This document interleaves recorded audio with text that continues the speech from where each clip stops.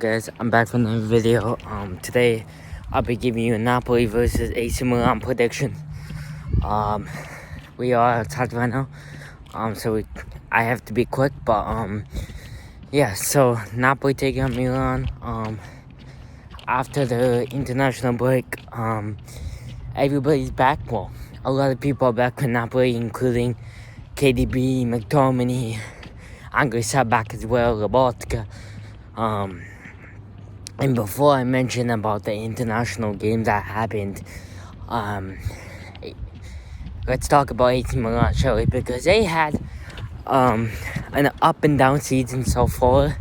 They haven't done bad, but for me, they haven't done that well either. But if they beat Napoli, depending on Inter's result, it could go 30 or 6 points away from Inter, so for them it's a must-win game, as it is for Napoli. But yeah, should be a good game. It's at the Maradona Stadium.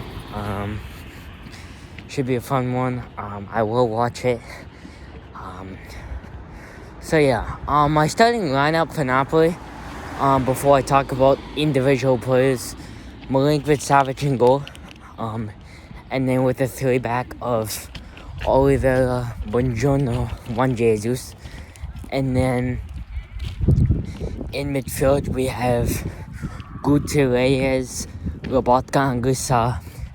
And then on the left, we have Spinazzola. And then behind Højlund, we have McTominay and Kevin De Bruyne. Speaking about Højlund, his nation missed the World Cup, as well as Italy. But KDB is in the best form. Anguissa's team also missed the World Cup,